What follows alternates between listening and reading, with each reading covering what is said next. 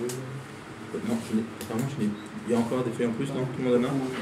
Sinon, on peut suivre avec deux, parce que c'est ce que nous faisons.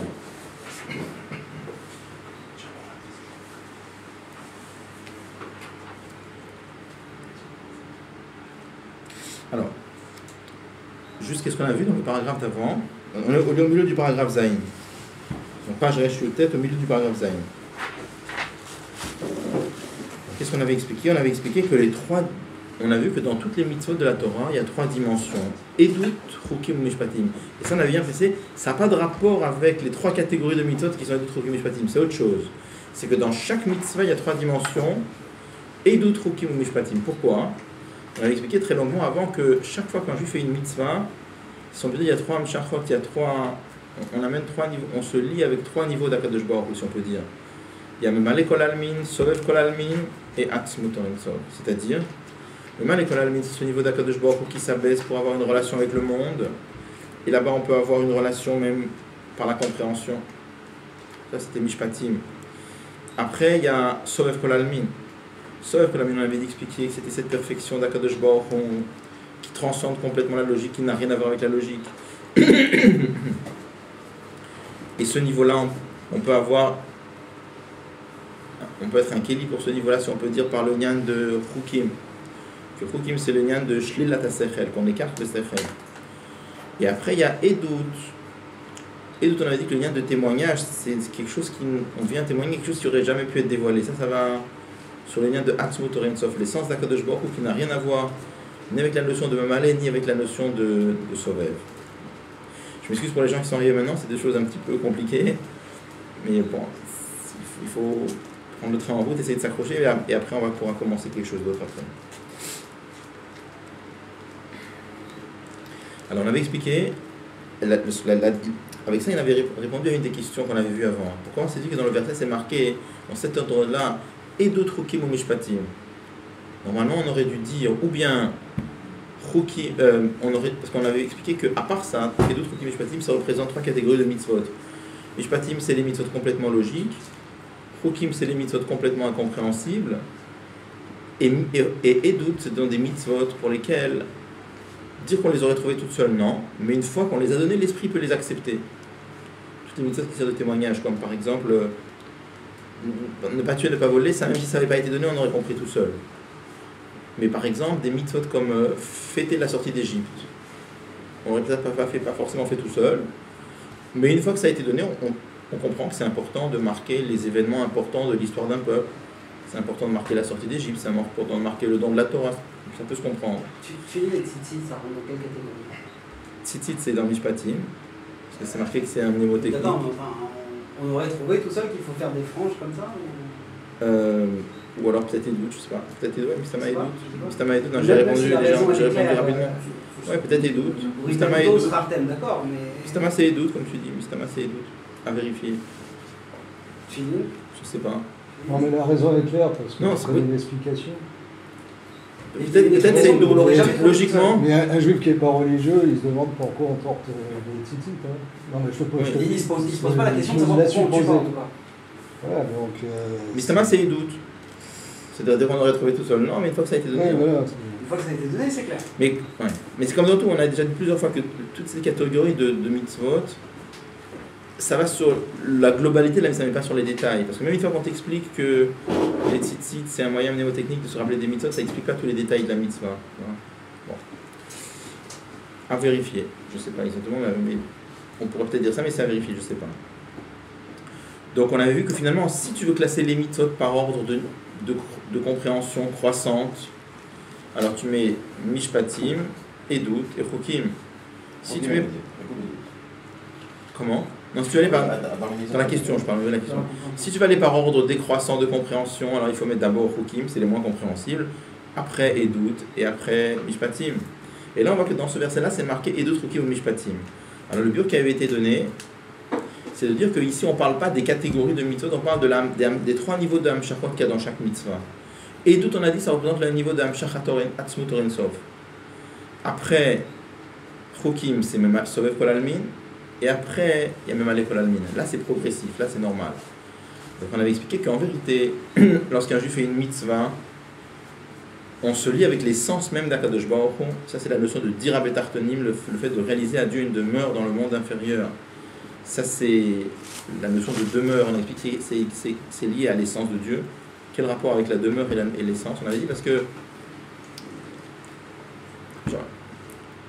on avait on explique comme ça. Pourquoi la notion de demeure c'est lié à l'essence? On a dit comme ça, quand un roi se trouve dans différentes situations, dans les différentes situations dans lesquelles il se trouve, il essaie de donner une certaine image de lui-même. Par exemple, quand il est en conseil de ministre, il voudra montrer qu'il est très intelligent, qu'il comprend bien les problèmes du pays. Donc il va se dévoiler sous son aspect de chorma, de sagesse, de finesse. Quand il est devant son peuple, il voudra donner une image de puissance et de force. Donc il va apparaître avec les beaux vêtements royaux, avec la couronne, avec des soldats qui portent des costumes très jolis, pour donner une impression de richesse, etc. Dans chaque situation, il essaie de donner une certaine image de lui-même. La même chose aussi, un homme dans sa vie, dans les différentes situations, il veut donner une certaine image de lui-même. Donc, l'image qu'on veut donner de soi-même, c'est pas soi-même, c'est une image de soi. C'est ce qu'on appelle les gilouim, c'est un dévoilement de soi. Où est-ce qu'on est nous-mêmes? C'est-à-dire où on ne cherche pas à donner une certaine image, c'est chez soi à la maison. Chez soi à la maison, on ne cherche pas à donner une image, on est nous-mêmes. Donc la même chose aussi, quand on dit qu'Akadosh Baruch Hu a voulu faire de ce monde une demeure, sa demeure, c'est quoi? Il a voulu pouvoir se trouver dans ce monde-là qui est le plus grossier, le plus bas, s'y trouver Bechol Atzmuto avec toute son essence. On a rajouté, ce qui est expliqué en Chassidut, qu'Akadosh Baruch Hu n'a pas voulu simplement que faire de ce monde-là sa demeure, mais il a voulu que ce soit une demeure lumineuse. C'est pas que ce soit une cave, en d'autres termes. C'est de quoi la notion de lumineuse? C'est-à-dire que pas simplement il y a l'essence d'Akadosh Baruch Hu, mais que le Etzem soit Begilouy. Donc pour ça, on avait expliqué, bon, c'est des mots très profonds ça, mais on l'avait juste mentionné très rapidement la dernière fois. Il n'explique pas ici, ça, il le cite juste. Hein. Et pour ça, on a besoin de la notion de Gilouim. C'est pour ça qu'on a besoin de la notion de Sovev Kol Almin et de Memale Kol Almin. Par le fait qu'il y a aussi des Amshachot de Sovev Kol Almin et de ce niveau d'Akadosh Baruch Hu qui transcende le monde. Et ce niveau d'Akadosh Baruch Hu qui établit une relation avec le monde, ça va faire en sorte que même l'essence d'Akadosh Baruch Hu qui n'a rien à voir avec la notion de Gilouim, ça aussi pourra se dévoiler dans le monde. Ça, c'était les mots qu'on avait dit. Alors, dans la deuxième partie... Excusez-moi, comme on dit, Dieu a voulu faire sa demeure lumineuse. Est-ce que c'est un dévoilement de la Chassidut ou c'est marqué dans la Torah? Parce alors, on ne cite pas les sources. Enfin, les sources. Alors, la source sur le fait que Dieu a voulu faire de ce monde-là sa demeure, ça c'est marqué dans le Midrash. Midrash Tan Chuma Parashat Naso. Là, c'est marqué que Dieu a voulu avoir une demeure dans le monde inférieur. Maintenant que la demeure, c'est lumineuse, ça c'est pas marqué dans le Midrash. Ça c'est Chassidut qui le rajoute. Ça c'est pas marqué, effectivement. Mais je veux dire, quand on lit le Midrash, on comprend pas vraiment.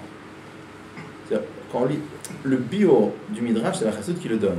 Le Midrash le dit. Le Midrash dit que Dieu a voulu faire de cette maison, que Dieu a voulu faire de ce monde sa demeure. Ok. C'est dire que la demeure, ça veut dire qu'il y a son essence dedans, c'est pas marqué clairement dans le Midrash. Qu'est-ce qui fait qu'on en déduit qu'elle soit lumineuse? Enfin, que la Chassidut en déduit qu'elle soit lumineuse? Non, là je parle avant ça, dire que la notion de demeure, c'est lié avec la notion d'essence, c'est pas marqué dans le Midrash. C'est la Chassidut qui explique le Midrash comme ça. D'accord. Est-ce qu'il y a d'autres...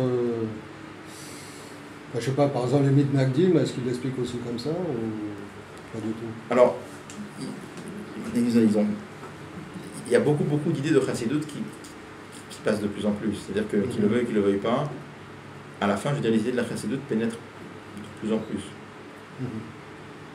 Donc il y a de moins en moins de gens qui vont s'opposer.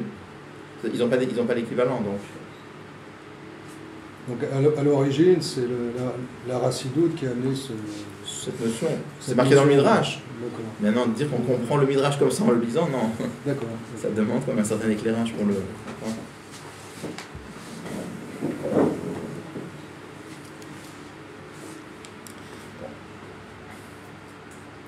Alors, dans la suite, on va faire, parce qu'on avait vu avant, on avait cité deux biurim différents dans la question du Ben Chacham. Quand le soir de Pessah, le Ben Chacham demande... On peut en faire? On peut à côté? Si vous voulez. Il reste quelques lignes, j'ai bien appris la page d'après, donc je vérifie quand même. C'est pour après, tu veux en faire? Pour après, ça devrait être bon. Hein, pour après, ça... Alors, on avait vu deux biorim différents sur la question du Ben Chacham qui demandait Ma Eidot Vachukim Amishpatim Asharti V'Hashem Elokeinu Etchem. Qu'est-ce que c'est que ces Eidot Chukim Amishpatim que Dieu vous a ordonné? Un bio, c'était de dire que l'enfant Chacham se demande pourquoi on fait des distinctions entre les mitzvot. Les mitzvot, c'est la volonté d'Akadosh Baruch Hu. Puisque c'est la volonté d'Akadosh Baruch Hu, que je la comprenne, que je la comprenne pas, que je la comprenne un petit peu, que je la comprenne pas du tout, ça change rien. C'est la volonté d'Akadosh Baruch Hu, point final. Donc, il demande qu'est-ce que c'est que Edut Chukim Mishpatim, pourquoi il y a cette distinction de Edut Chukim Mishpatim. Ça, c'était le deuxième bio qu'on a vu. Avant ça, on avait vu un autre bio dans lequel l'enfant demande qu'est-ce que c'est que ces mitzvot que Dieu vous a ordonné, c'est-à-dire vous qui êtes là après Matan Torah. Qu'est-ce que c'est que ces mitzvot? C'est-à-dire, on sait très bien qu'avant Matan Torah, les patriarches faisaient déjà les mitzvot. Abraham, Israël et Yaakov accomplissaient les mitzvot. Mais simplement là-bas, c'était différent. Pourquoi c'était différent? Même si le maître dit qu'ils ont pratiqué toutes les mitzvot, c'est marqué clairement en Chassidut que là-bas, les détails matériels des mitzvot avaient peu d'importance. Ce qui était important, c'était globalement l'idée de la mitzvah, la notion de la mitzvah, le sentiment de la mitzvah. Mais les détails avaient peu d'importance. Pourquoi? Parce que l'acte matériel n'avait pas de valeur en soi. L'acte matériel était là uniquement en tant qu'expression d'un sentiment spirituel. Il était là pour sous-tendre quelque chose de spirituel. Par exemple que je prends, qu'on a appris plusieurs fois. Imaginez que quelqu'un est joyeux, et comme il est joyeux, ça se voit sur son visage. Comment ça se voit sur son visage? Il fait un grand sourire, il a les yeux grands ouverts. On ne va pas commencer à mesurer à combien il a levé ses lèvres vers le haut, à combien la commissure de ses lèvres s'est levée, peu importe. Même, la même chose quand il est Bessimcha, il se met à danser avec tout son corps, en levant les bras et les jambes. On ne va pas commencer à mesurer à quelle hauteur il a levé les pieds, et qu'est-ce qu'il a levé d'abord, le pied droit ou le pied gauche. Ça n'a absolument aucune importance. Qu'est-ce qui est important ici? C'est qu'il est Bessimcha, il est joyeux, et comme il est joyeux, la joie pénètre son corps, et ça va s'exprimer par des mouvements du corps. Mais les mouvements eux-mêmes sont complètement secondaires, ça n'a absolument aucune importance. Après, Matan Torah, c'est pas comme ça. Dans la Lacha, il y a des gestes bien précis à faire, des gestes qui sont au millimètre près parfois. Quand tu mets une paire de tefilines, s'il y a une lettre qui est coupée même d'un dixième de millimètre, les tefilines, ils sont psoulotes, ils valent rien du tout. Donc c'est étonnant. Tu vas te dire, un juif qui a étudié, par exemple, on va dire tous les livres du Harizal, tous les passages du Harizal sur les tefilines, mais à la fin, il a mis une paire de tefilines qui avait une petite lettre coupée, on dit qu'il n'a rien fait. Et un juif qui n'a pas étudié tous les sifrei Kabbalah sur les tefilines, et il a mis une paire de tefilines Ksherot, lui il a fait la mitzvah. Ça c'est très étonnant. Donc on voit qu'après Matan Torah, l'acte matériel, il n'est pas là simplement en tant que Kéli, il n'est pas là simplement en tant qu'expression d'un sentiment, il a une valeur importante en soi. Comme par exemple le soir du Seder. Tu veux dire, bon, l'essentiel c'est de revivre la sortie d'Égypte. Quelle importance si tu as mangé 30 grammes de matzah ou si tu as mangé 3 grammes de matzah? Ça change quoi? Tu peux te dire, l'essentiel c'est d'avoir mangé un peu de matzah pour te rappeler et revivre la sortie d'Égypte. On te dit non. Si tu as mangé le kazaït, tu as fait la mitzvah. Si tu n'as pas mangé le kazaït, tu n'as pas fait la mitzvah. Donc ça veut dire qu'après Matan Torah, avant Matan Torah, l'acte matériel n'était pas important. Il était là que pour sous-tendre, que pour exprimer quelque chose de spirituel.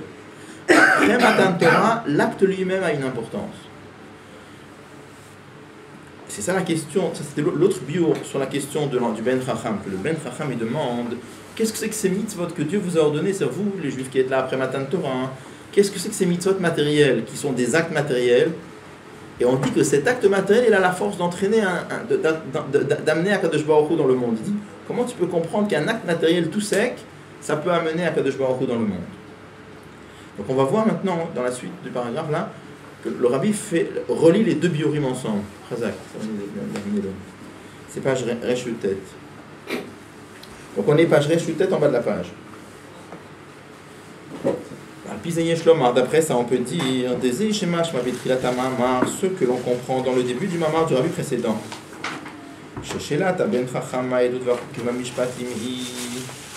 Que quand le Ben Chacham il demande qu'est-ce que c'est que ces Edut Chukim Mishpatim que Dieu a ordonné, quelle est la mitzvah? Puisque toutes les mitzvot, ce sont des ordres de Dieu lui-même, pourquoi est-ce qu'il y a ces différentes catégories, les deux trukim ou mishpatim, canal, c'est là-bas.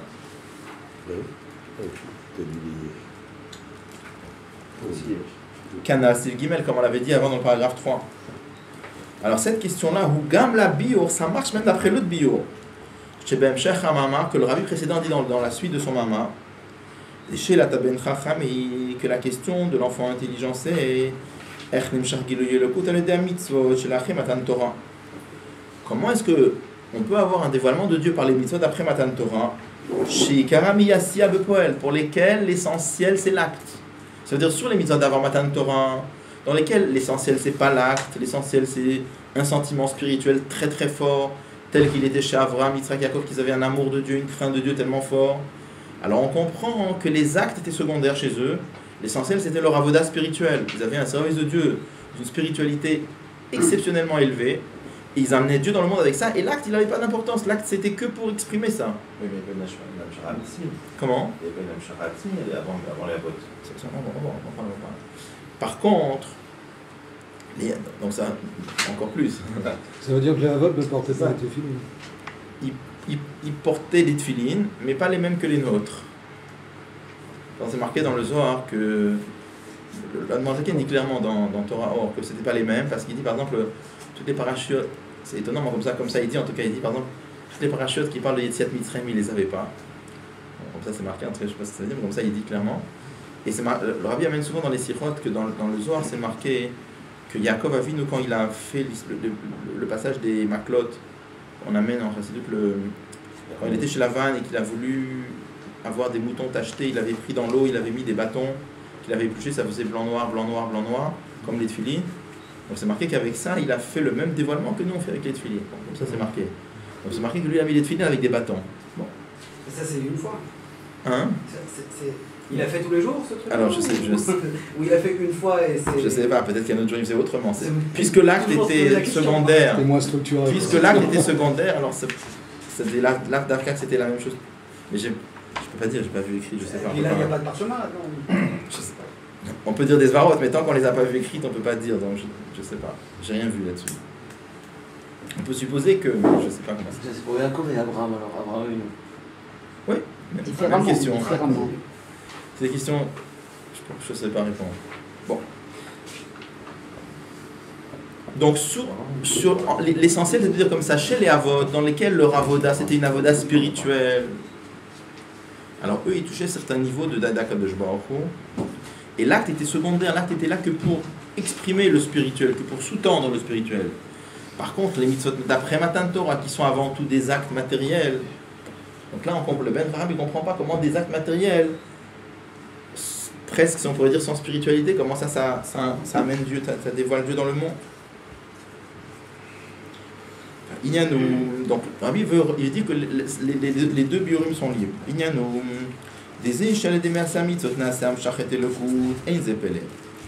Je passe la page d'après.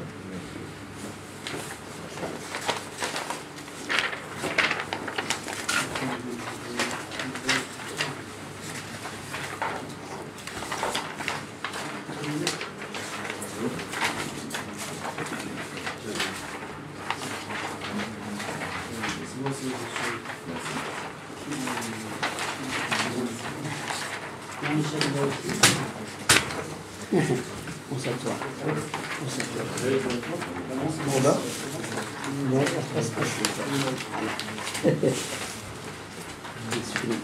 c'est bon. Bon, mon gars. Tout le monde a eu? Oui, on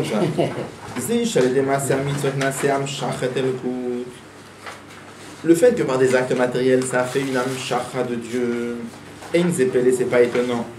Pourquoi?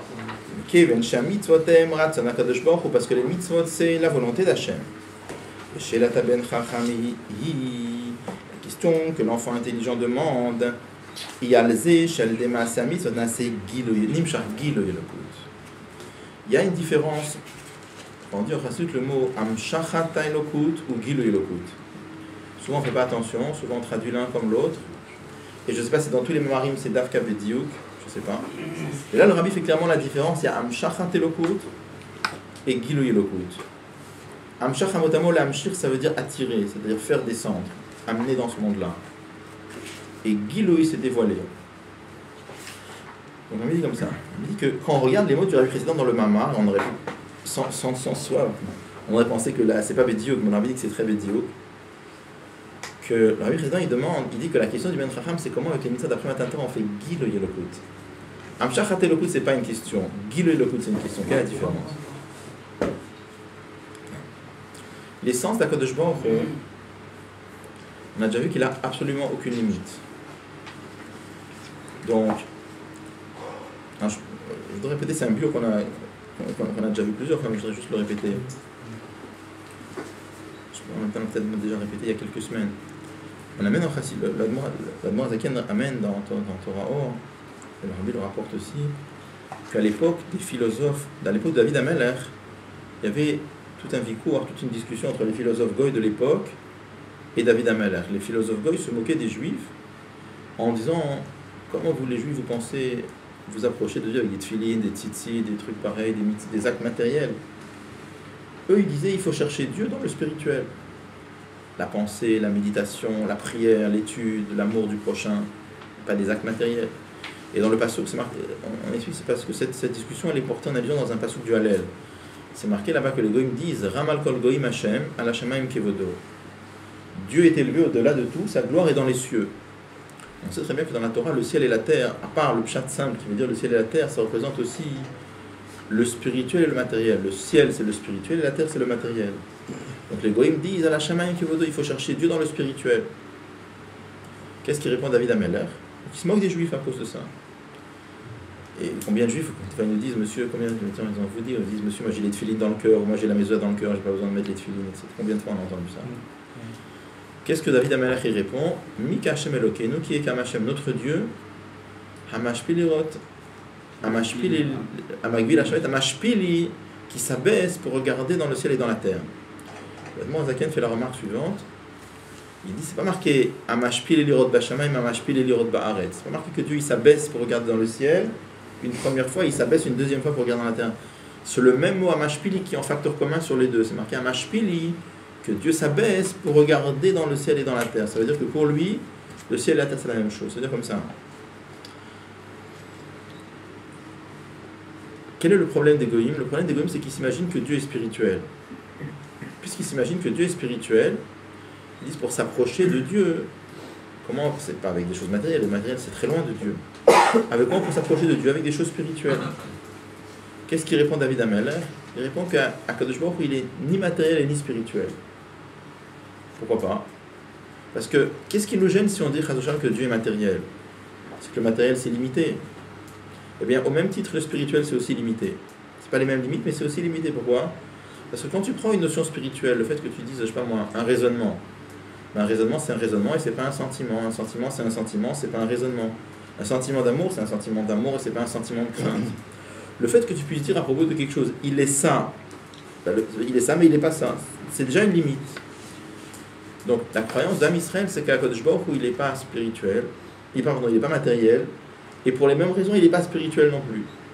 Alors, les gens sont très étonnés quand on leur dit des choses pareilles, ils disent alors mais dans ce cas-là il est quoi? Il n'est pas spirituel, il n'est pas matériel, il est quoi? Justement, il n'est rien du tout. Ça veut dire quoi? Il n'est rien du tout. Il est hors classification. Tout ce que nous on connaît, on pourrait le diviser en deux groupes, un groupe de choses spirituelles, un groupe de choses matérielles. Et la Emouna de Am Israël, c'est qu'Akadosh Baruch Hu, il est en dehors de tous ces groupes-là, il n'a rien à voir ni avec l'un et ni avec l'autre. Alors après, si on pose une deuxième question, on demande, ok, Dieu il n'est pas spirituel, il n'est pas matériel, il n'est pas spirituel, mais il est plus proche de quoi? Il est plus proche du spirituel ou il est plus proche du matériel? Oui, c'est pareil. En réseau, on explique qu'il est autant éloigné de l'un que de l'autre. Comment on explique ça? Il y a un machin de l'Admor Zaken dans le Tanya qui donne avec des chiffres. On a déjà vu plein de fois ensemble. Quand je prends par exemple des chiffres, un petit chiffre et un grand chiffre, le chiffre 1 et le chiffre 1000, quelle est la distance entre les deux? C'est 999.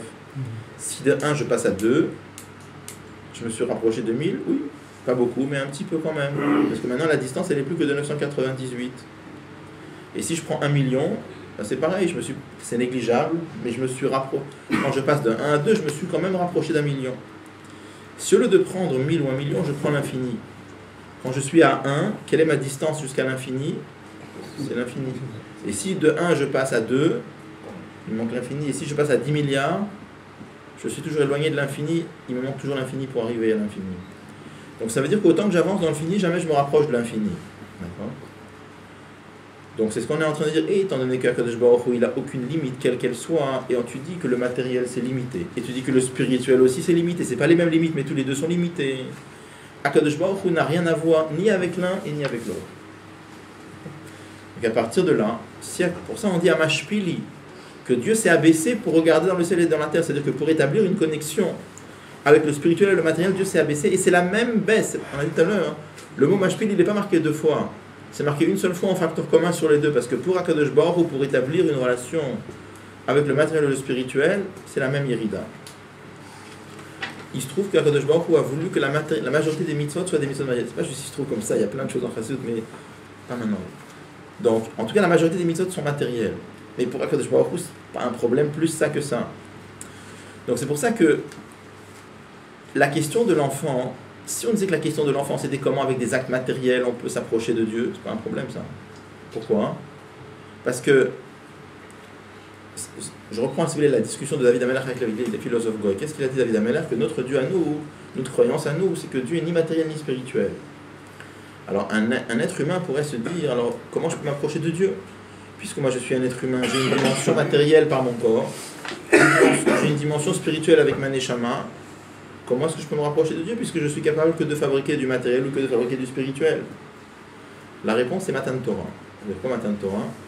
On dit à un juif, tu n'es pas en train de te rapprocher de Dieu avec des méthodes que toi tu as inventées. Parce qu'effectivement, si tu faisais avec tes méthodes à toi, tu n'as aucune chance.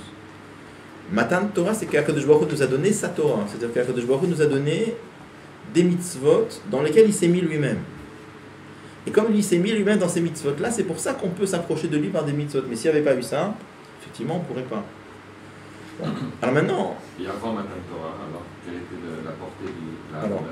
Alors, on va parler tout de suite, on y arrive. Donc, qu'est-ce qui sort de là? Il sort de là que si l'enfant demande qu'est-ce que c'est que ces mitzvot matériels d'après Matan Torah qui permettent de faire Amshachat et Lokut, d'amener Dieu dans le monde, c'est pas une question ça. Pourquoi? C'est à partir du moment où Akadosh Baruch Hu a décidé de se lier avec ces mitzvot-là. Alors ces mitzvot-là, il a décidé de se mettre dedans. Et puis il n'y a pas de question. Et la question que le Ben Chacham il pose, c'est pas comment il peut y avoir Amshachat et Lokut. Comment il peut y avoir, on peut amener Dieu dans le monde avec les mitzvot matériels. La question c'est Giloui et Lokut. Ça c'est un problème. Pourquoi? Parce que Giloui ça veut dire un dévoilement. Dévoilement c'est autre chose. On a déjà vu plusieurs fois ensemble qu'est-ce que c'est que la notion de dévoilement. La notion Akadosh Baruch Hu lui-même, on a dit lui-même, il est au-delà de tout, il n'a rien à voir avec... Quelle que soit la notion que tu puisses imaginer, il n'a rien à voir avec tout ça. Un dévoilement de Dieu, c'est quelque chose de spirituel. Pourquoi un dévoilement de Dieu, c'est quelque chose de spirituel? Parce que dès qu'Akadosh Baruch Hu se dévoile, ben, il se dévoile d'une certaine façon. Toujours on avait vu ça. Ça c'est un clair dans Chassidut. C'est marqué Kol, Or. Chaque fois qu'on parle de lumière, alors il y a un tziur, c'est-à-dire il se dévoile. Ben, dès qu'on parle de dévoilement, il y a une certaine façon d'apparaître. On vit par exemple qu'Akadosh, ça veut dire quoi Giloïm? Giloïm, ça veut dire par exemple qu'Akadosh Baruch Hu peut dévoiler sa perfection. Il y a une perfection d'Akadosh Baruch Hu qui est logique. Il y a une personne d'Akadosh Baruch Hu, une perfection d'Akadosh Baruch Hu qui est au-delà de la logique. Donc dès qu'on parle de Or, de Giloï, il faut un Kéli adapté pour recevoir une chose pareille. Dès que c'est quelque chose de Rouhani, alors dès qu'on parle de Rouhani, puisqu'il y a un Tziyur, puisqu'il y a une certaine limite, donc là, il faut le Kéli correspondant. Il faut le récipient apte à recevoir une chose pareille. Et c'est ça la question du Ben Chacham. Le Ben Chacham, il dit qu'est-ce que c'est que ces mitzvot matériels avec lesquels on peut y avoir Giloui et Lokut, Amshachat et Lokut? J'aurais pas de question. Comment des actes matériels ça peut amener Dieu dans le monde? C'est pas de question. Dieu a décidé de descendre dans le monde avec les mitzvot, c'est sa décision à lui. Mais tu me dis Giloui, ça veut dire qu'il faut qu'il y ait un Kéli en bas. Puisqu'il y a besoin d'un Kéli en bas, on ne comprend pas comment un acte matériel ça peut être un Kéli. Ça c'est la question du Ben Chacham. Ça veut dire qu'en gros, lui, il n'a pas tellement de questions. Nous, quand on étudie la Torah, c'est quelque chose de spirituel. Quand on prie, c'est quelque chose de spirituel. Ou Avat Hashem, Avat Israël. Ça, c'est pas tellement la question. Mais dans le fait de manger de la matzah, comment est-ce qu'il peut y avoir un dévoilement alors qu'on est en train de manger quelque chose, d'ingérer de la matière à l'intérieur de son estomac. Exactement. Alors je reviens sur la question que tu avais posée tout à l'heure, par exemple pour les avot. Les avot, c'est marqué que leur avoda, ils étaient mamshir des gilouim. Comme c'était une avoda spirituelle, eux, ils étaient... Donc, eux, leur avoda, ça touchait, si on peut dire, des gilouim d'Akadosh Baruch Hu, et ils amenaient des gilouim d'Akadosh Baruch Hu, mais pas le Etsem. Par contre, après Matan Torah, où il y a le Inyan de Etsem, il y a l'essence même d'Akadosh Baruch Hu. Donc, il y a l'Amshachata Etsem, c'est une chose. Mais on n'est pas du tout comme les avot, c'est-à-dire que ces sentiments d'amour de Dieu et de crainte de Dieu qu'ils avaient, on est très loin de tout ça. Donc comment est-ce que nos mitzvot, il peut y avoir Gil ou Yelokut? On peut relire dans les mots, regardez. Donc je reprends la dernière ligne en bas.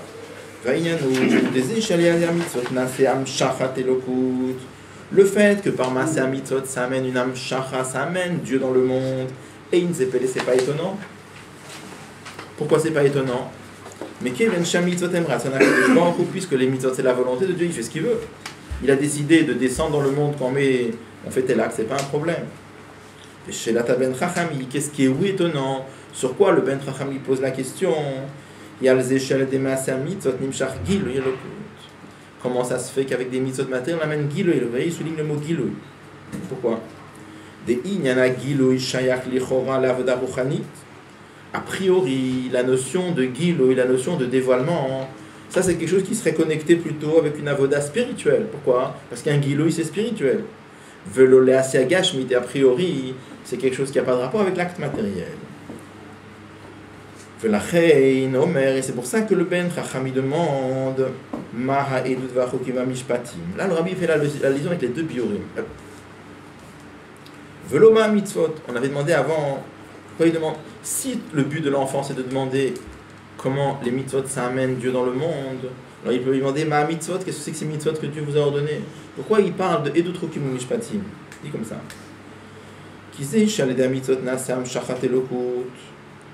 Le fait que par les mitzvot on amène Dieu dans le monde, ou mitzad nekuda meshufefet, je sais pas pourquoi la mitzvot de Shavet, ça c'est par le point commun qu'il y a dans toutes les mitzvot. C'est quoi le point commun de toutes les mitzvot?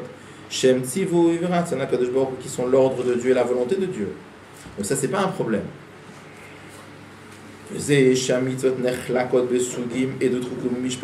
Par contre, le fait que dans les mitzvot il y ait cette distinction entre edut rukim ou mishpatim, ça c'est lié à quoi? Pas au point commun entre les mitzvot. Ça c'est lié aux différentes sortes de dévoilements qu'il y a dans les mitzvot. Ou benogal et giloyam shacha. Ça c'est lié, on a vu que cette notion-là, ça correspond à quoi? Ça correspond à différentes formes de gilouy, différentes formes de dévoilement dans la mshacha. Chez Be'edut, amam shachahi bel, dans Edut, le dévoilement de Dieu il est complètement voilé. Bechukim am shachahi begilouy beofan de makif. Dans Chukim, on avait dit que le dévoilement il se fait mais dans une façon qui transcende le monde, il reste au-dessus. Va gilouy de mishpatim ou gilouy de pnimiyut. Et mishpatim, on a dit que l'amshacha elle se fait en profondeur dans le monde. Donc c'est-à-dire que ces trois notions-là, ça représente vraiment trois madrigotes différents dans le gilouy. Chez la Ben Chacham, et la question de l'offre intelligent. Quand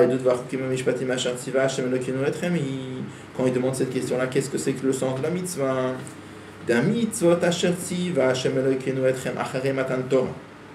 Ces mitzvot-là que Dieu a ordonné après Matan Torah. Dans lesquels l'essentiel, on avait dit, c'est l'acte matériel qui est la grande valeur. Normalement, ça devrait être qu'une amshacha de Dieu. Ça devrait être simplement amener Dieu dans le monde.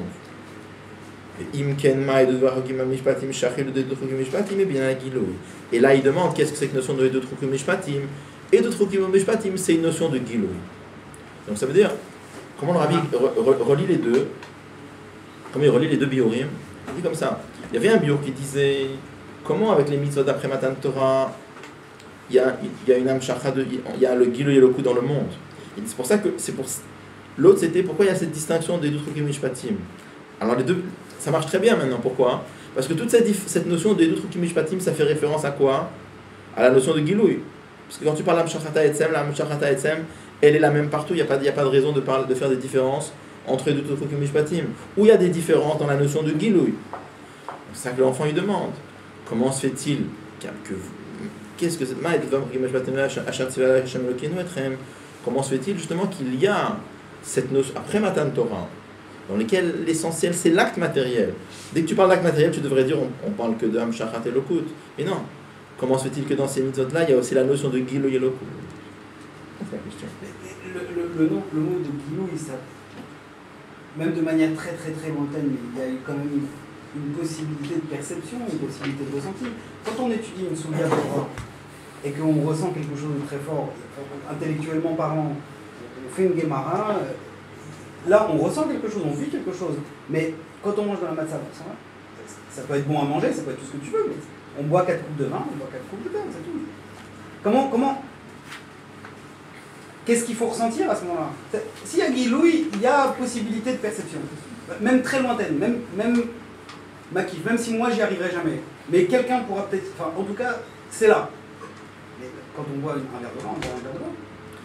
Alors, on va voir qu'il y a une possibilité de perception lointaine pour chacun d'entre nous, un plus, un peu moins.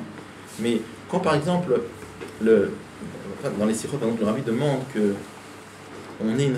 qu'un juif ait une mitzvah, qu'il fasse la mitzvah avec une certaine chayout. Alors, chez les Avot, c'était l'amour de Dieu, la crainte de Dieu à des niveaux très élevés. Chez nous, qui n'avons pas ce niveau-là, hein, mais il y a quand même le fait de faire la mitzvah avec une certaine flamme, avec une certaine joie, avec une certaine... Donc c'est en miniature. Mais à notre niveau, à nous, c'est un reflet de ce yann-là. Mais on va en parler un peu plus après.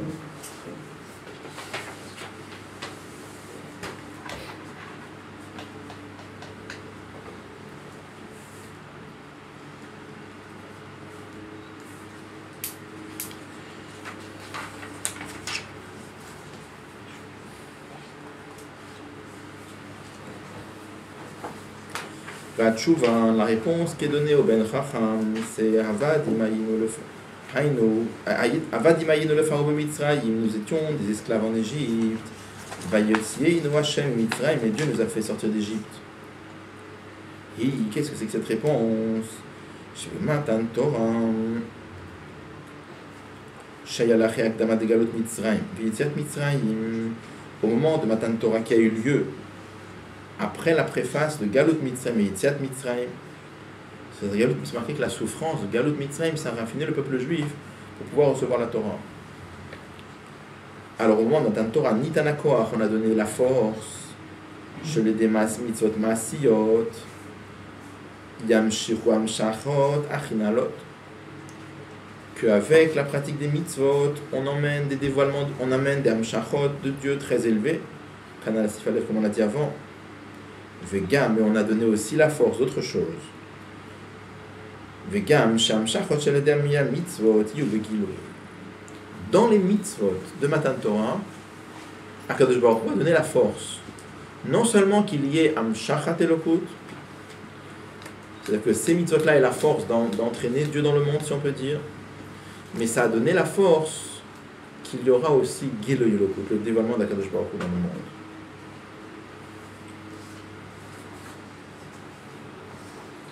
La question du Ben Chacham, il y a la réponse en fait. Comment? Dans la question du Ben Chacham, il y a sa réponse. Il pose une question avec une réponse. Parce que le Hidouk, quand il parle de Hidouk, comme Mishpatim, là-bas, on sait que ces yanim sont liés à la Kabbala. On a vu ça avant. Donc, tu vois, en fait, si tu veux le Giloui, c'est parce qu'en fait, il y a la Kabbala. Parce qu'il y a une nuance dans la Kabbala. La Kabbala des Mishpatim, des Koukli. Là, il est en train de dire autrement. Là, il est en train de dire que dans l'acte matériel, même sans la Kavana, il y a déjà un cachet avec le Giloui. Mais puisqu'il est en train de faire lui-même une distinction entre les Mishpatim, donc en fait, la distinction de la façon comment tu vas appliquer les mitzvot. Et ça, ce n'est que la Kabbala. Donc, c'est normal qu'il y ait le Giloui. Puisqu'il y a que la Kabbala qui amène le Giloui. On a dit quoi, nous amènerons ça.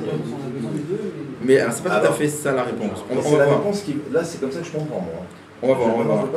Elle n'est pas très facile. La réponse n'est pas très facile. On va voir. C'est ça qui est marqué. Vaïsavei, nous Hachem là, c'est être là pour qui m'a aidé les Yira.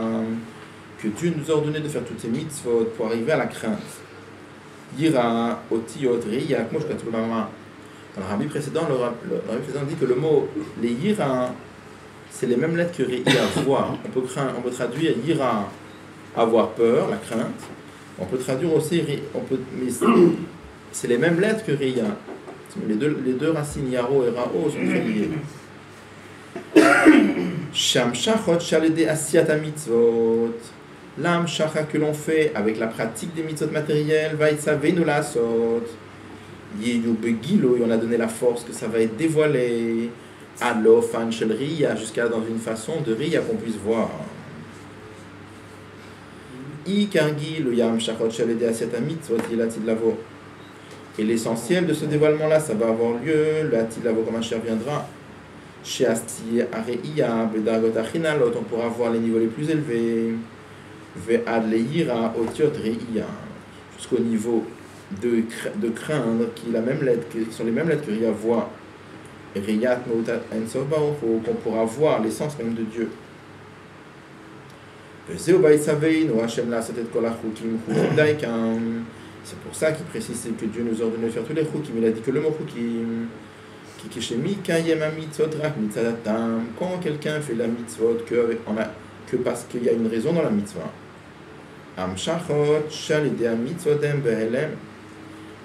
elle reste voilée des amshachot de mitzvot pour que l'amshachot elle soit de façon dévoilée ou aller des kiyuma mitzvot gama mitzvot et d'autres mishpatim mipnei shem tzivu yashem kmo achukim. Il faut accomplir les mitzvot parce que c'est la volonté de Dieu comme les chukim.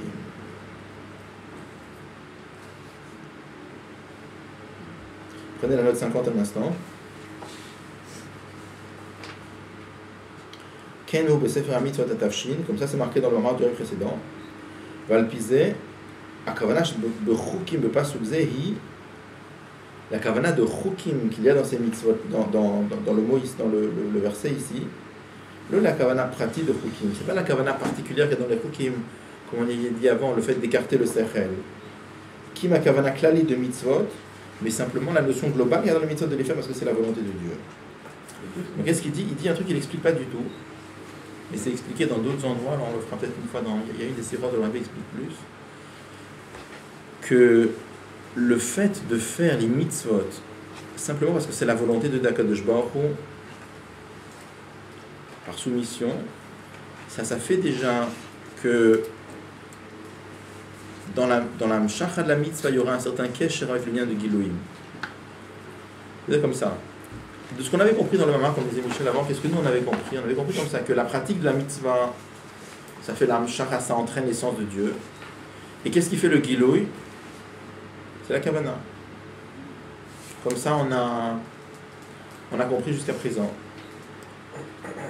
Avec les quelques mots qu'on a dit là, c'est très bérémès, mais ça, on le voit plus dans le tirant. Ça sort différemment. Ça sort qu'en vérité, avec la pratique de la mitzvah, il y a un shachat ha'etzem, on amène l'essence d'Akadosh Baruch Hu, et le etzem, il a déjà un certain kesher avec le gilouim. La kavana, elle fait quoi? Qu'on devient un kéli, si on peut dire, pour cette notion de gilou qu'il y avait déjà dans l'âme shachar. Je suis d'accord avec vous dans ça. Dans les mots ici, c'est très. Ici, la kavana, c'est parce que c'est Tivou Yachem. La kavana, ce serait Tivou Yachem. Kavana, le gilou de cet âme shachar. Mais avant ça, il y a la condition d'un mitzvah, le massé. Le massé, il est pour comment il est? C'est parce que c'est Tivou Yachem. Quelle nuance il y a entre la mitzvah et cette kavana qui vient rajouter maintenant? Mais quand tu fais une mitzvah, c'est parce que c'est Tivou Yachem. Tu fais pas mitzvah, tu fais une mitzvah. Tu peux faire une mitzvah en pensant à ton travail, je veux dire. Non mais c'est sûr qu'un juif fait une mitzvah, ça c'est la volonté d'Hachem. Mais alors, il y a le fait. Quelle différence entre les deux ici? Il y a le fait de le faire avec cette kavana, que c'est parce que Dieu le demande. Mais la première fois, il a fait comment, la mitzvah? Avant cette kavana, il a fait comment? Il a fait la mitzvah? Non, avant, on parlait de la question de Hitbonenut dans le lien de Memal Kol Almin, Hitbonenut dans Sovev Kol Almin. C'est autre chose qu'on parlait là-bas. Là, on ne parle pas d'Hitbonenut dans Memal Sovev, on parle des choses simples. Un juif, il fait une mitzvah parce que c'est la volonté de Dieu, point. Avec ça, dans sa Hamshacha, il y a déjà un kesher avec les Gilouim. Alors c'est sûr que si en plus, il a une Hitbonenut de Chassidut, etc., il va être un Kéli pour le Gilouim. Bon.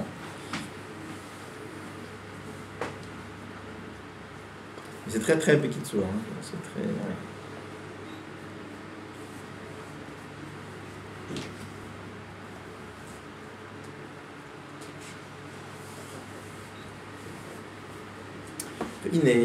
Là, après tout cela, ça manque encore d'explications. Puisque la Torah de vérité appelle cet enfant un enfant intelligent, c'est logique de penser que cet enfant, il connaît le chidush de Matan Torah.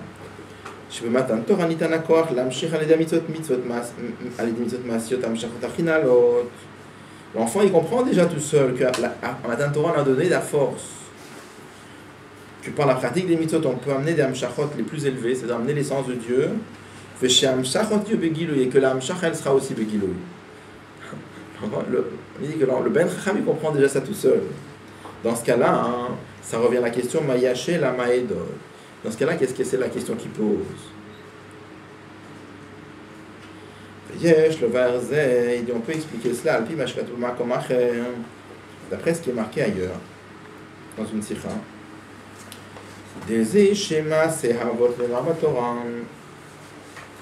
Comment se fait-il que la Torah raconte l'histoire des patriarches? C'est une question qu'on demande. La Torah, c'est un livre qui explique ce que Dieu veut de nous. Donc normalement, on aurait dû parler que des mitzvot. Pourquoi on a besoin de nous raconter la vie des patriarches, Avram, Yitzhak et Yaakov? Surtout que la avoda des patriarches, c'était une avoda d'avant Matan Torah, et nous on est après Matan Torah, donc on n'est pas tellement concerné a priori par la avoda des avot. Donc c'est marqué dans la sikha.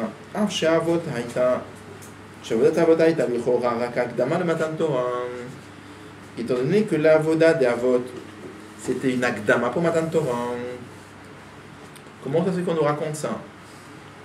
Ou le fiche gamar shavlachem Matan Torah tzricha liot avoda shbuduk mat avodat avot. Là-bas dans la sikha, le rabbi explique qu'en vérité, même après, si la Torah nous raconte ça, c'est un enseignement pour nous, c'est pour nous dire que même pour nous qui venons après Matan Torah, mais on doit aussi avoir à un certain niveau la avoda des avot. C'est une sikha dans la qualité de ça veut dire quoi? Inyanu dezei shenistavinu bechol yom yu benecha kechadashim ve'eteram lezu chadashim. On sait que c'est marqué dans le Midrash que on doit considérer les mitzvot tous les jours comme quelque chose de nouveau. Il y a un endroit où c'est marqué qu'on doit considérer les mitzvot comme quelque chose de nouveau. Il y a un autre endroit où c'est marqué qu'on doit considérer les mitzvot vraiment nouvelles. Comment on comprend ça habituellement? On comprend très simple. Quelle différence entre quelque chose de neuf et quelque chose de vieux? Quelque chose de vieux, on est un peu blasé, c'est de la routine. Quand on amène quelque chose de nouveau, il y a un certain enthousiasme, il y a une certaine flamme, il y a une certaine joie, la nouveauté. Alors on dit, tu sais quoi, toutes ces méthodes qui sont vieilles, tous les jours tu dois les considérer comme quelque chose de nouveau. Ça veut dire quoi? Comment on comprend que tu dois les accomplir comme si tous les jours c'était quelque chose de complètement nouveau, quelque chose de neuf, avec le même enthousiasme, quelque chose de neuf. Comme ça on comprend d'habitude. Ah oui, c'est pas que ça le pshat, ça aussi, mais beaucoup plus que ça. Donc il dit comme ça, le pshat, c'est Ulo rak benoga le hayoker ve'achavivu de Torah et mitzvot. On ne parle pas simplement de... Comment on traduit yoker et chavivut? Le... Hein? Préciosité. Préciosité, ouais, je sais pas. Enfin, quelque chose de neuf, c'est quelque chose de précieux. Quelque chose de vieux, c'est moins précieux. Donc on ne parle pas ici juste de l'aspect précieux des mitzvot, parce que quelque chose de neuf, c'est précieux. Pas que ça. Elle a gambenoga les limudat Torah vécu à mitzvot atzma. Mais on parle de Torah et mitzvot elle-même. On doit vraiment les regarder comme quelque chose de nouveau. C'est-à-dire, chaque jour, on doit étudier la Torah et on doit pratiquer les mitzvot à un niveau beaucoup plus élevé. Donc ça c'est nouveau. Parce que hier tu étais à tel niveau, aujourd'hui tu as un autre niveau d'étude de Torah et de pratique des mitzvot. Donc ce niveau que tu as aujourd'hui, il est vraiment nouveau parce que hier tu ne l'avais pas. D'accord? Katsif, comme l'ordre qui nous est donné, Malin Bakodesh, qu'on doit monter dans la Kedusha. Ve'ad la liya be'inaroch, et à tel point qu'on doit monter dans une façon sans aucune commune mesure. Ve'ad shatoromit zot yos logam kelo chashiv o lo chashiv le gabe atoromit zot yomze. Et à chaque fois qu'il faut que les mitzvot d'après elles soient à un niveau tellement élevé que la mitzvah que tu as fait avant, elle est sans aucune commune mesure, elle ne vaut rien devant celle-là, parce que celle-là elle est à un niveau tellement plus élevé, celle d'avant elle ne vaut rien. C'est pour ça que les mitzvot que tu fais aujourd'hui, elles sont comme nouvelles ou vraiment nouvelles selon les deux niveaux par rapport à ce qu'il y avait hier, parce que ce que tu fais aujourd'hui c'est complètement un autre niveau. וזהו שגם עכשיו, לאחרי מתן תורה צריכה להיות עבודה בדוגמת עבודת האבות קודם מתן תורה. Et ça, c'est une des explications sur le fait qu'on nous dit que nous, après Matan Torah, on doit vivre la avoda des avot. Pourquoi? Ki Matan Torah ou bechol yom. C'est marqué que Dieu redonne la Torah tous les jours de nouveau. Il la donne globalement chaque année à Shavuot. Mais en vérité, en miniature, à un niveau plus petit, il la redonne tous les jours. Comme on dit dans la prière, on dit Noten la Torah la Shanové. Dans la bracha, on dit que Dieu donne la Torah au présent. Ou bechol yom, et chaque jour, il donne la Torah de façon plus élevée. C'est la raison pour laquelle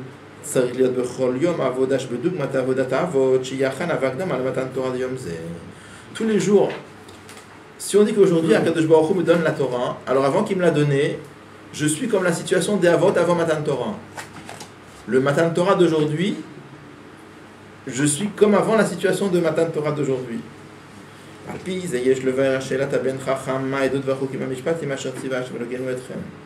Et d'après ça, on peut maintenant expliquer la question du Ben Chacham. Qui a Torah ou mitzvot chez la Ben Chacham hem bechol yom chadashim mamash. Parce que le Ben Chacham, c'est un vrai Chacham. Ça veut dire que lui, Torah et mitzvot, tous les jours, c'est quelque chose de nouveau. Velachen ou nimtza tamid batchalato b'amatzav de kodem matan Torah. Et c'est pour ça que chaque jour le matin, il est dans un niveau d'avant matan Torah. Parce qu'il sait que Dieu aujourd'hui va redonner la Torah. Et comment il se sent le matin? Il se sent comme avant Matan Torah. Et ça, il le porte en allusion en disant qu'est-ce que c'est que cette Torah mitzvot que Dieu vous a donné à vous. Vous vous rappelez, on a beaucoup parlé sur le fait pourquoi il dit le mot vous. Alors, un des bureaux, c'est de dire vous avant Matan Torah. Mais, alors, c'est comme ça, il dit etrem velotanu. Pourquoi il n'a pas dit à nous? Ou birte l'era, mais c'est pour porter en allusion shetzlo amatzavu kodem Matan Torah. Pour lui, il se sent comme avant. Il dit comme ça aux autres juifs, vous êtes des gens à un niveau beaucoup plus haut que moi. Donc vous êtes déjà après Matan Torah. Mais moi, je suis avant Matan Torah. Dans ce cas-là, qu'est-ce que c'est que cette Torah mitzvot que Dieu vous a donné à vous, vous qui êtes après Matan Torah? Moi, je suis encore avant Matan. Il sent vraiment très sincèrement qu'il est avant Matan Torah. Pour ça, il dit le mot etrem.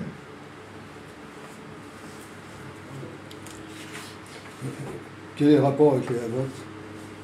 Parce que les Avot, ils étaient avant Matan Torah. Non, c'est d'accord. Mais nous, par rapport à Avot, comme tous les jours, on doit faire Torah et Mitzvot tous les jours à un niveau plus élevé. Ça répond à la question comment est-ce qu'on peut dire que Torah et Mitzvot ça doit être tous les jours nouveau? Parce que le niveau d'aujourd'hui, comme je suis censé être aujourd'hui à un niveau sans aucune commune mesure par rapport à ce que c'était hier, donc c'est quelque chose de Chadash. Donc comme aujourd'hui il y a eu un nouveau Matan Torah, ou il va y avoir un nouveau Matan Torah, avant Matan Torah, on doit se sentir comme au niveau de la Avoda des Avot.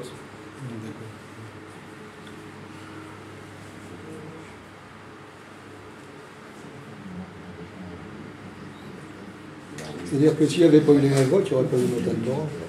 C'est la explication. Pardon? Oui. Oui.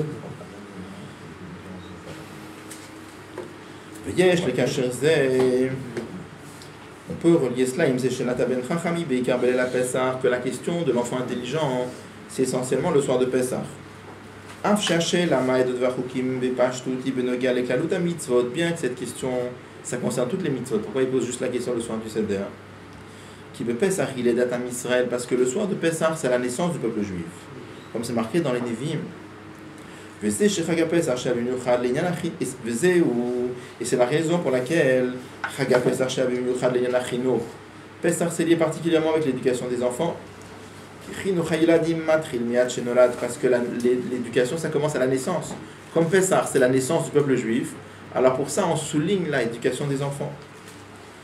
C'est la relation qu'il y a entre la question de l'enfant intelligent et le soir de Pessah. Parce que le fait qu'il pose cette question,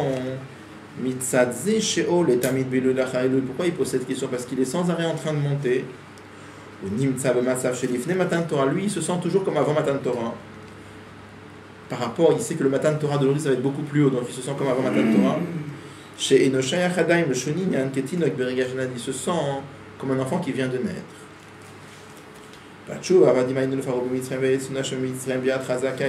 La réponse qu'on lui donne, que même quelqu'un qui vient vraiment de naître, ou la seconde où il est né, y compris celui qui est vraiment comme ça. Parce que le Ben Chacham, lui, il est à un niveau très très très très élevé, mais il se sent très bas comme quelqu'un qui vient de naître. On avait dit pour les deux, pour celui qui a un niveau très élevé et qui se sent bas comme quelqu'un qui vient de naître, ou bien pour quelqu'un qui est vraiment à un niveau de débutant dans le judaïsme. Pas comme le Ben Chacham, qui se sent à ce niveau-là à cause de sa montée constante. Et même plus que cela. Même quelqu'un qui est dans une situation d'esclave de Paro Mitzrayim. Encore avant la naissance, qui est à la sortie d'Égypte. C'est même un juif qui est encore dans le mal, même un juif qui est encore loin de Torah Mitzvot. Dieu le fait sortir d'Égypte avec une main forte. Quand on dit Biat Chazaka, ça représente un dévoilement de Dieu très fort. Comme c'est marqué, que Dieu s'est dévoilé lui-même et qu'il les a sortis d'Égypte. Que Dieu a fait un saut, si on peut dire, Minakatse la Katse, d'un extrême à l'autre. C'est la dernière page. Vous l'avez, non Ah, vous l'avez en bas. Ah oui, pardon. Vous l'avez en bas. En bas. Le Malayot et Ragil, le Birvodobas, c'est qu'on a le dévoilement de Dieu lui-même. Et qu'il en soit ainsi pour nous, à chaque comme au jour de la sortie des Juifs, je vous montrerai des merveilles. Que Dieu va nous libérer dans une façon de nous faire sauter d'une extrême à l'autre. Que de cette obscurité double de l'exil. Et surtout dans cette période messianique, dans laquelle Achosher, Gadol, Odiotel, l'obscurité, elle est encore plus forte. Baïm, Miyad, on arrive immédiatement, les Gil, il veut devenir la foi d'Hachem. On arrive au dévoilement de Dieu, jusqu'à ce que verra au Kol Bassar, que toute chair verra que Dieu a parlé, et on verra la royauté de Dieu dans le monde, le Biat Mashiach, Tzidkin, le Bimer, Biamin, Mamash. Amen. Mais la tchouva, c'est dans le monde. Il a fait cette réponse de Matzazo. Comment? La tchouva, c'est une affaire qui a la tchouva.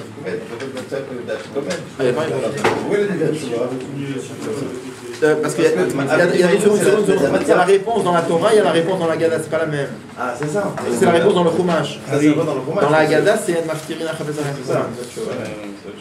la Torah. Ok, alors si Dieu veut, dimanche prochain il y aura pas cours, je serai normalement chez Ravi. Et donc l'autre dimanche c'est bon. Donc